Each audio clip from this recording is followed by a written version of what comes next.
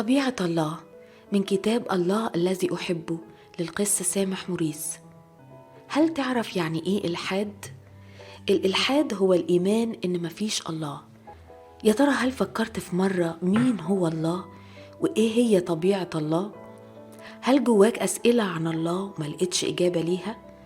لو كنت كده الكاتب هيساعدك في الكتاب ده تفهم إيه هي طبيعة الله ويرد على أسئلة كتير جواك. أول حاجة عشان تفهم طبيعة الله إن الله روح زي ما اتقال في الكتاب، الله روح والذين يسجدون له فبالروح والحق ينبغي أن يسجدوا. إيه معنى إن الله روح؟ وضح الكاتب إن طبيعة الله مش مادية لكن روحية، يعني مش بيخضع للقوانين المادية، لكن كتير بنلاقي عبارات في الكتاب المقدس زي عين الله، يد الله، أذن الله. كل دي تعبيرات تشبيهية عشان نعرف إن الله بيسمع ويبصر.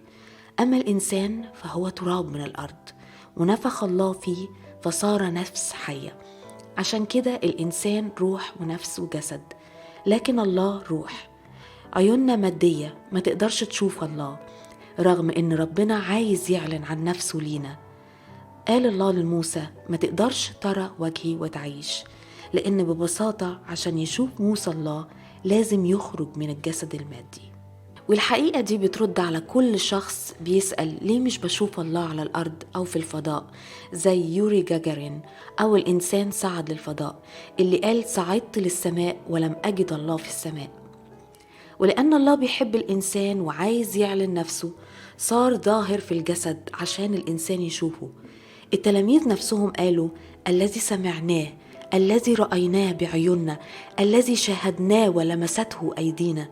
عشان تشوف عيوننا وتلمس أيدينا ما لا يرى، صار الله منظور في المسيح المتجسد. ودي واحدة من الأسباب للتجسد، إن الله يصحح الصورة اللي تشوهت طول الزمان عن الله الذي لم يراه أحد. طيب، ولما أعرف إن الله روح ده يساعدني في إيه؟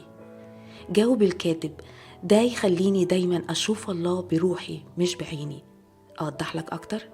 جربت في مرة تصلي أو تسبح ربنا لكن تفكيرك في حتة تاني خالص مش مركز؟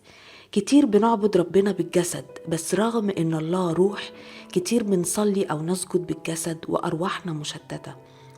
لكن أساس العلاقة بيني وبين الله هي روحي، وهي إني أعرف الله بالروح وأسجد وأسبح وأصلي بالروح.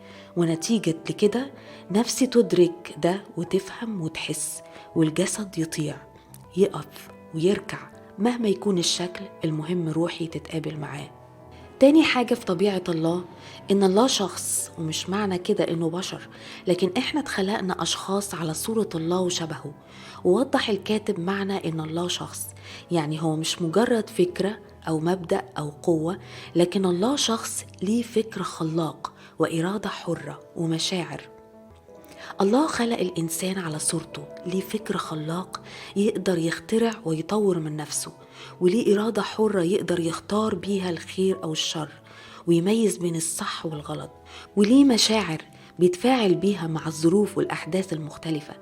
لكن الفرق هو أن الله غير محدود، هو أزلي أبدي، ليه فكر خلاق غير محدود، وليه إرادة حرة غير محدودة، وليه مشاعر يتفاعل بيها مع الأحداث والأشخاص. طيب، إيه اللي هستفاده لما أعرف إن الله شخص؟ الكاتب بيجاوب يقول أنا شخص مخلوق على صورة الله وشبهه، وده يديني قيمة وتمييز عن باقي خليقة الله، وكمان يساعدني أكون في علاقة شخصية مع الله. كل واحد ليه الحق إن يكون في علاقة حقيقية ومنفردة مع الله نفسه بالفكر والإرادة والمشاعر. أفهمه ويفهمني، تتقابل إرادتي مع إرادته، فتخضع مشيئتي لمشيئته. أشعر بيه ويشعر بيا، أتمتع بيه ويتمتع بيا، أفرح بيه ويفرح بيا، أحزن معاه ويبكي معايا. إله قدير مليان بالحنان، بيفهمني ويقدر يقنعني. وعلى فكرة الله مش بيجبرني لأنه اداني إرادة حرة، وهو بيحترم إرادتي. الله بيرفعني من مجرد كائن محدود لعلاقة معاه هو الغير محدود. لكن بينبهنا الكاتب إننا ناخد بالنا في علاقتنا بربنا ما يكونش كل تركيزك على مشاعرك انت وفرحك انت واحتياجاتك انت، وتنسى انك تفرح قلبه وتكون سبب راحته. تالت حاجة وضحها الكاتب عن طبيعة الله، إن الله ثالوث، ومعنى ثالوث هو الوحدة الجامعة الشاملة اللانهائية، واللي فيها تنوع وتميز من غير انقسام أو انفصال. أوقات بنحس إننا مش قادرين نفهم فكرة الثالوث، وده لأن عقولنا محدودة، ما تقدرش تفهم وتتخيل الغير محدود. لكن الله ساب لينا حاجة ممكن تساعدنا نفهم حقيقة الثالوث، وهو المالا نهاية. فالمالا نهاية حقيقة وموجودة في العلم في الحساب. بنؤمن برقم 0 و1 ومليون وبليون إلى المالا نهاية.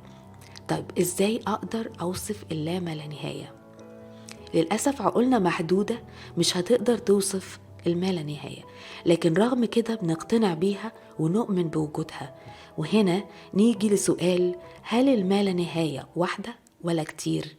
يعني هل تقدر تقول 20 ما لا نهاية أو 10 ما لا نهاية؟ الإجابة هي لأ، لأنها واحدة. ولو قسمت الما لا نهاية على 3 برضو هتكون ما لا نهاية، يعني ما تقبلش القسمة. فنتيجة دايما ما لا نهاية، وهو ده الوحدانية المطلقة. فالله واحد لا نهائي لا يقبل القسمة. فالآب والابن والروح القدس واحد، ولاهوت الآب ولاهوت الابن ولاهوت الروح القدس أمر مؤكد في الكتاب المقدس.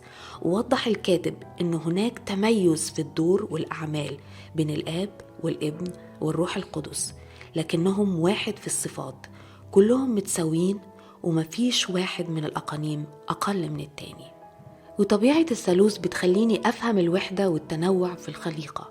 فالإنسان روح ونفس وجسد واحد ومتنوع، فكل الخليقة لها نفس صفة الله، الوحدة والتنوع. والوحدانية الجامعة بتفهمنا العلاقة بين الآب والابن والروح القدس، علاقة الشركة والحب من قبل خلق الإنسان. فالله ما خلقش الإنسان عشان محتاج منه شيء ولا عشان يستفيد منه، لأن علاقة الشركة والحب داخل ذات الله موجودة وأزلية وأبدية. طيب ليه خلق الله الإنسان؟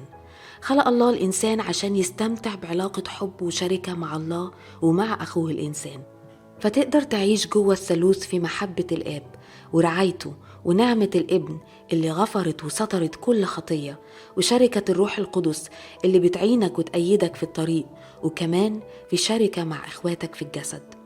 في الآخر إزاي بعد ما عرفت جمال طبيعة الله وحبه الغير محدود ليك تقدر تنكر وجوده؟ في حد قال إن الإيمان اللي محتاجه عشان أؤمن بعدم وجود الله أكبر بكتير من الإيمان اللي أحتاجه لأؤمن بوجود الله. بشكرك يا ربي وإلهي إنك خلقتني على صورتك وشبهك، وعايزني استمتع أنا المحدود بعلاقة حب وشركة معاك مليانة برعاية وحب الآب وتبرير وشفاعة ونعمة الابن ومعونة وقوة الروح القدس. صلاتي ليك ربنا يفتح عينيك على الإعلان ده فتعيش وتستمتع بحياة أفضل. الكتاب مليان تفاصيل كتير، بنشجعك تشتريه وتقراه، أكيد هتستفاد أكتر لما تطلع عليه بالتفصيل. ربنا معاك.